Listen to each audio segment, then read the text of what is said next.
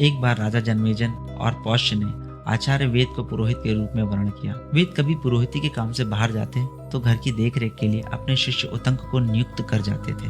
एक बार आचार्य वेद ने बाहर से लौटकर अपने शिष्य उतंक के सदाचार पालन की बड़ी प्रशंसा सुनी। उन्होंने कहा, बेटा, तुमने धर्म पर दृढ़ रहकर मेरी बड़ी सेवा की है। मैं तुम पर प्रसन्न हूँ। तुम्हारी सारी कामनाएं पूर्ण होंगी। अब जाओ। उतंक ने प्रार्थना की, आचार्य, मैं आपको कौन सी प्रिय वस्तु भेंट में दूं? आचार्य ने तो पहले अस्वीकार किया, पीछे कहा कि अपनी गुरुवाणी से पूछ लो। जब उतंग ने गुरुवाणी से पूछा तो उन्होंने कहा, तुम राजा पौष्य के पास जाओ और उनकी रानी के कानों के कुंडल मांग लाओ। मैं आज से चौथे दिन उन्हें पहनकर ब्राह्मणों को भोजन परसना चाहती हूँ। ऐसा करने से तुम्हारा कल्याण होगा, अन्यथा नहीं।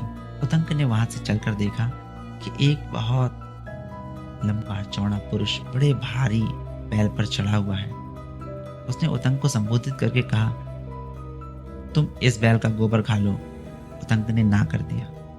वह फिर से बोला, उतंक, तुम्हारे आचार्य ने पहले इसे खाया है, सोच विचार मत करो, खा जाओ।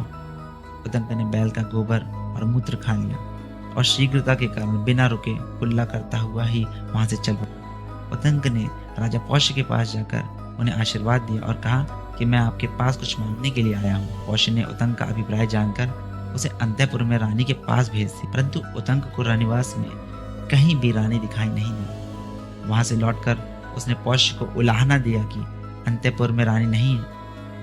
पौष्य ने कहा, भगवान, मेरी रानी पतिव्रता है, उसने उच्छिष्ट या अपवित्र मनुष्य नहीं देख सकता।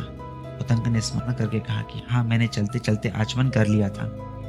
पौष्य ने कहा, ठीक है, चलते चलते आचमन करना निषिद्ध है, इसलिए आप झूठे हैं।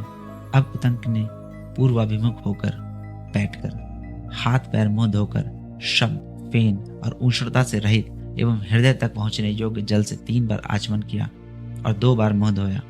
इस बार अंतःपुर में जाने पर रानी दिख पड़ी और उसने उतंक को सत्पात्र समझकर अपने कुंडल दे दिए। साथ ही यह कहकर सावधान भी कर दिया कि नागराज तक्षक ये कुंडल चाहता है, कहीं तुम्हारी असावधानी से लाभ उठाकर वह ले न जाए। मार्ग में चलते समय उतंक ने देखा कि उसके पीछे एक नग्न छपणक चल रहा है, कभी प्रकट होता और कभी छिप जाता। एक बार उतंक ने कुंडल रखकर जल लेने की चेष्टा की, इतने में ही क्षणपक कुंडल लेकर अदृश्य हो गया।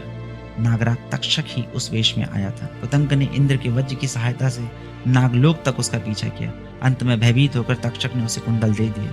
उतंक ठीक समय पर अपनी गुरुवाणी के पास पहुंचा और उन्हें कुंडल देकर आशीर्वाद प्राप्त किया।